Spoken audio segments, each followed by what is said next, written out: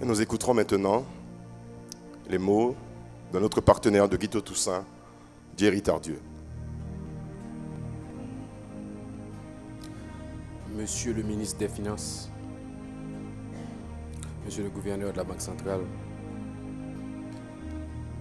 Messieurs, Madame, membres du conseil d'administration de la Banque nationale de crédit, cadre de la Banque nationale de crédit, amis de Guito Toussaint, chère Lourdes, c'est avec beaucoup d'émotion que je prends la parole ce soir pour parler de quelqu'un que j'aimais beaucoup, du plus profond de mon cœur. Il est d'autant plus difficile de le faire que le monde entier n'a pas tari d'éloges sur Guito Toussaint. Les pages de Facebook, de Yahoo, de Google rappellent à ceux qui ne le savaient pas qui était cet homme. Mon collègue de la chambre de commerce, Chris Sandal, me disait tout à l'heure dans un élan du cœur, « Moi, je ne connais ça. » Pour répéter 2 secondes après, « Moi, je ne connais ça. » Chris est un gros garçon. Je ne sais pas ce que je peux ajouter aux témoignages qui ont été ici dits et qui ont listé tout ce qu'on sait de Guito Toussaint. Moi, je voudrais peut-être simplement insister sur des anecdotes, des faits. Peut-être que ceux qui connaissaient Guito mais qui ne le pratiquaient pas n'étaient pas nécessairement imbus. Guito, derrière cette rectitude, cette verticalité, ce sérieux, était un homme qui avait un sens de l'humour extrêmement profond. C'était un bout en train de tous les conseils d'administration desquels il faisait partie. Quand on rencontrait le conseil de la BNC, il fallait compter au moins 30 minutes de blague avant qu'on ne commence les sujets sérieux. Il fallait taquiner Winnie, il fallait taquiner Eddie Dubuisson, il fallait taquiner Robert Pardo. Et il y avait un esprit de camaraderie, il y avait une complicité, il y avait une joie de vivre, il y avait une ambiance qui faisait qu'on était content, heureux et bien de se retrouver avec ses partenaires, qui étaient tellement bien entre eux qu'ils ne pouvaient que former un produit commun qui pouvait accompagner le client, les partenaires, les amis. C'était ça, Guito Toussaint. Un leadership spécial. Un homme qui savait trouver les bons mots, les mots justes. Un homme qui savait faire rire une assemblée, au-delà de son sérieux. Un homme qui avait toujours pu trouver les bonnes petites blagues pour dérider une atmosphère aussi sérieuse que puisse être l'occasion de la rencontre. C'était ça aussi, Guito Toussaint.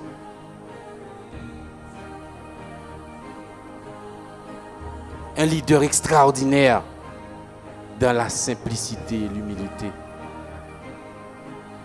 À Oasis, je n'oublierai jamais que une fois tous les 2 mois, les samedis, on se rencontrait. Et le hasard de la vie fait que le dernier samedi où j'ai reçu Guito Toussaint à Oasis, chantier en construction, qui nous dotera d'un hôtel à la fin de l'année, c'était le samedi d'avant sa mort. En général, ces samedis-là, nous recevons quelques amis. Nous étions 4. Il y avait Ronald Baudin, Carmel Jean-Marie, Guito Toussaint et moi.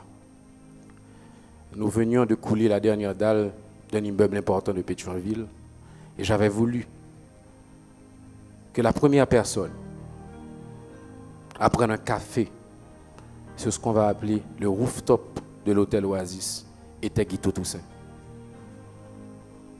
Ce jour-là, à 9h du matin, peut-être 9h15, nous nous sommes assis, nous avons fait monter une table et 4 chaises. Guito Toussaint, Ronald, Carmel et moi avons passé la matinée ensemble, jusqu'à peut-être 12h30, 1h. Et pendant que Ronald et moi étions en train de consulter les plans, de cogiter sur le devenir du projet, j'étais en train de faire une présentation, Guito était un peu perdu et regardait dans les environs. À un certain moment, il me dit, Guito, ou pas avec nous, non là? Et il était en train de regarder l'environnement de Pétionville. Et notamment, Bois Jalousie qui est en face là. Et à lui de me répondre, Monsieur Lenfin fait belle baille ça. Il faut ranger Pétionville là, oui. Il me dit, mais Guito baille, ça va être difficile. Je dis, pas rien difficile dans la ville, il y a une volonté pour faire.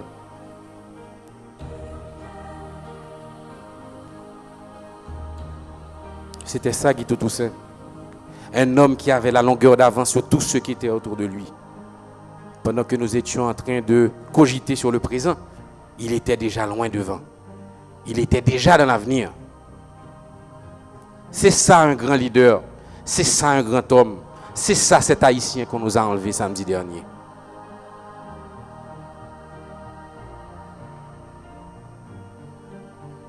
Tous les samedis, Guito met ton petit chapeau.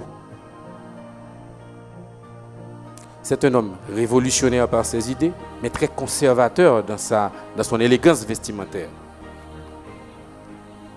Et je samedi ça, et il vient avec petit chapeau. Toujours méticuleux, un agenda bien tenu. Quand on rentrait dans le bureau de Guito Toussaint, tout était bien rangé. Il n'y avait rien qui dépassait. La rectitude de l'homme dans sa vie se reflétait dans l'organisation et la méticulosité de l'organisation de son bureau. C'était ça, Guito Toussaint.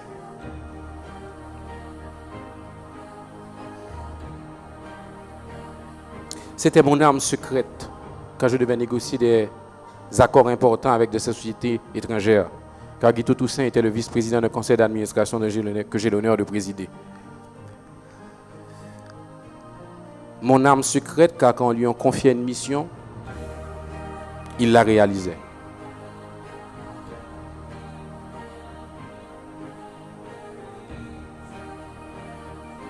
En conseil d'administration, Guito était celui qui avait le dernier mot. Pas parce qu'il était l'aîné du conseil, mais parce qu'il avait toujours la perspicacité de donner la bonne solution. Et même quand on débattait d'un sujet extrêmement difficile, pointilleux, qui demandait contorsion intellectuelle pour pouvoir trouver une solution satisfaisante, chacun prenait la parole et comme par hasard, on laissait le dernier mot à Guito Toussaint. Car c'est Guito Toussaint qui devait avoir le dernier mot. Car c'était la voix de la sagesse. Voilà l'homme qu'on a perdu. Guito Toussaint a réussi le pari extraordinaire de reprendre une banque d'État dans un contexte international qu'on oublie qui était marqué par la mondialisation. Donc l'idée que, en quelque part, les forces du marché devaient toujours prévaloir sur la puissance de l'État. Mais le travail de Guito à la BNC n'est pas seulement un acte extraordinaire d'un point de vue national et local. C'est un cas d'école qu'on devra revoir à l'échelle planétaire. Car c'est l'un des rares exemples où les autorités étatiques ont décidé de tenter une dernière chance et ont réussi. Il ne faut jamais oublier ça. La réputation de Guito Toussaint dépasse les limites de nos 27 000 km². Il ne faut jamais oublier ça. Et Mme Beaumont a raison. Nous perdons un gros garçon. Modèle haïtien, ça, il n'a pas fait encore. Il n'a pas fait encore. En 2005, c'est le ça que je rencontré Guito Toussaint. Qui j'aime rencontrer? Henri Bazin, ancien ministre des Finances, relève dans le téléphone. Il dit, moi, je Guito Toussaint. Il dit, bon, je sais de Guito qui il est. Fonctionnaire, connu, intègre, sérieux, visionnaire. Je dis, ah non, il faut qu'on monsieur. Haïti est un pays où il n'y a pas assez de passerelles entre gens qui ont une ambition pour ce pays. Et puis, je me suis organisé un petit déjeuner. Ils font un souk-joumou. Je me suis amené un dimanche matin pour rencontrer Guito Toussaint qui est resté de ce jour un des êtres les plus proches. Henri Bazin, merci. Merci de m'avoir présenté à Guito Toussaint qui a changé ma vie.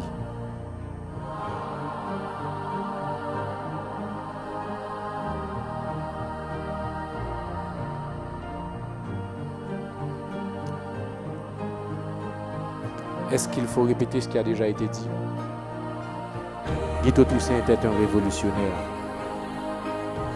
Car la BNC n'était pas seulement une banque qui prêtait de l'argent, c'était une banque qui avait l'ambition de faire face à la mission qui est la sienne.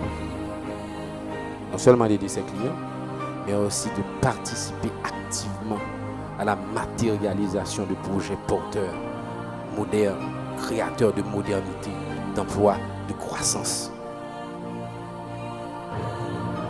Et je suis certain qu'avec les autres membres du conseil que j'ai appris à pratiquer à travers Guito, la BNC continuera à être cette banque qui peut accompagner ce pays de notre velléité de repousser les velléités d'archaïsme pour plonger vers le futur, pour embrasser la modernité. C'est le plus grand cadeau qu'on peut faire à Guito que de continuer sur cette lancée-là. L'exemple de ta vie, Guito, est une vie sublime, dans la simplicité et la richesse. Cela devrait nous porter à faire nôtre cette pensée de Henry Longfellow avec laquelle je vais vous laisser ce soir. La vie des grands hommes nous rappelle que nous aussi, nous pouvons rendre notre vie sublime et laisser derrière nous, après la mort, des empreintes indélébiles sur le sable du temps. Merci de votre attention.